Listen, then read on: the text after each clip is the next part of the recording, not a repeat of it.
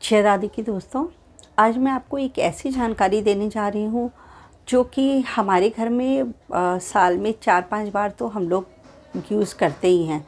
जैसे हमारे घर में दुर्गा पूजा हो या कोई भी पूजा हो, हम लोग जब कलश स्थापन करते हैं तो हम उस कलश को इसी तरह से डायरेक्ट ज़मीन पर नहीं रखते हैं।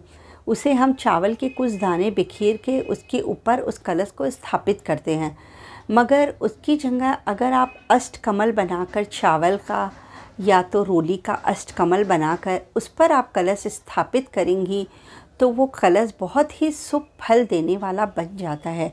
अब उस बहुत लोग होते हैं जिन्हें अष्टकमल बनाना नहीं आता, जिस वजह से वो लोग अष्टकमल न बनाकर सीधे ही चावल के दानों के ऊपर उस कलश को रख देते हैं।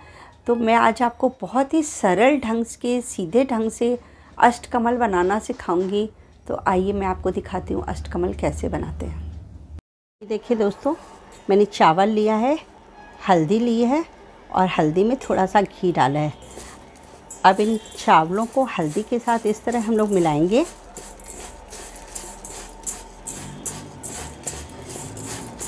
अच्छे से जब इसको मिलाएंगे, पूरी तरह से ये हमारे चावल पीले हो चुके हैं।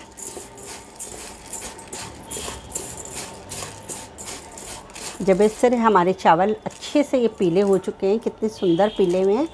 अब इन चावलों को हम लोग, मैं आपको थाली पे सिखा रही हूँ, मगर आपको जहाँ भी कलश बनाना हो आप उस जगह पर इस चावलों को ऐसे करके रख दीजिए।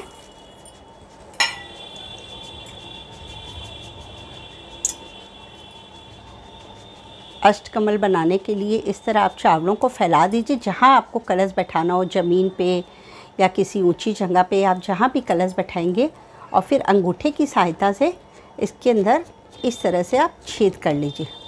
ऐसे लाइन बना दीजिए आप। इसके बराबर में इधर एक चौकोर चली गई, इसकी बराबर से इस तरह हमारी ये कर गई। हमको इसको 8 भागों में बांटना है।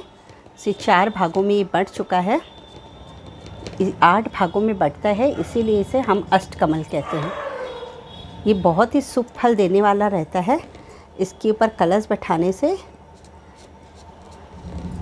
हमारा कलश और ज़्यादा शुभ फल देता है।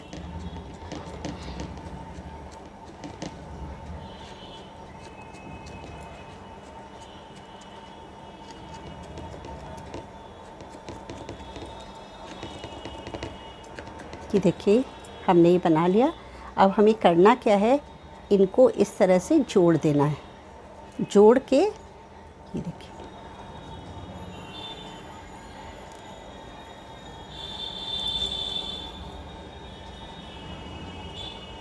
इन दोनों को आपस में जोड़ देना है।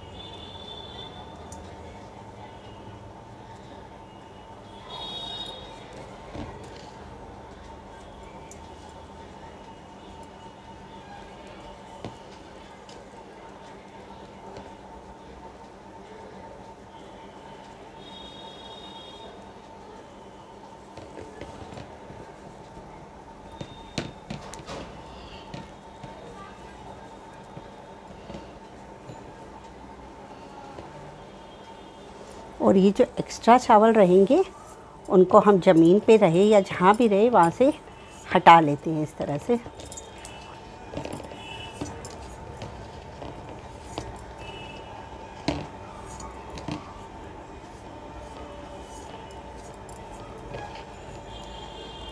अगर आपको इनको छोड़ने का मन है तो आप वहीं भी छोड़ सकती हैं, कोई फ़र्क नहीं पड़ने वाला। बट अगर उठा लेंगी तो ये अष्टकमल हमारा तैयार है।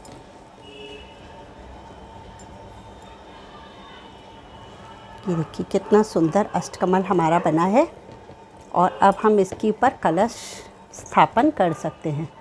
जब भी हमारे घर में पूजा पाठ होते हैं तो हमें कलश स्थापन करने के लिए पहले सर्वप्रथम चावलों का इस तरह अष्टकमल बनाना चाहिए और उसके ऊपर में कलश स्थापन हमें करना चाहिए, जिससे हमें कलश के ज़्यादा से ज़्यादा शुभ फल प्राप्त होते हैं। मैं आपको दोस्तों रोली से भी अष्टकमल बनाना बता रही हूँ।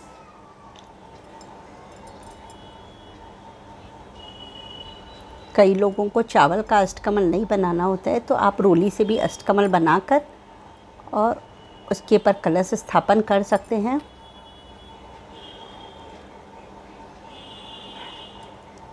या तो हम जब अपने घर में कोई बड़ी पूजा होती है तो जैसे हम आरती की थाली भी बनाते हैं तो उसमें भी हम अष्टकमल का प्रयोग कर सकते हैं। इस तरह अष्टकमल बना के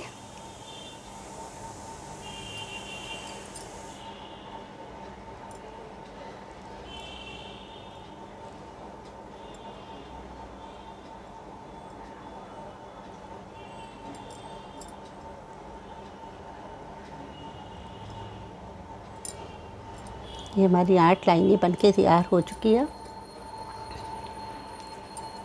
अब हम इन लाइनों को आपस में जोड़ देंगे।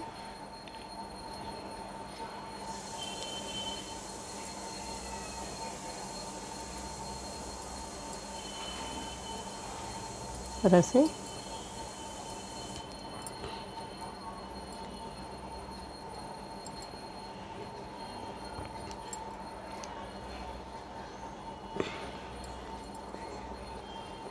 हमारा रोली से अष्टकमल तैयार है। इस तरह आप रोली से भी अष्टकमल बना के और उसके ऊपर हल्के से चावल डाल के इसके ऊपर भी आप कलश बैठा सकती हैं। ये हमारा रोली का अष्टकमल तैयार है। इस तरह आप रोली से करके अब इसके बीचों बीच कलश आप स्थापन कर सकती हैं।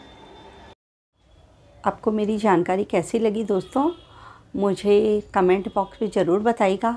मेरे चैनल को सब्सक्राइब करिए और बेल आइकन को ज़रूर दबाइए जिससे मेरी हर नई जानकारी आप तक पहुंच सके।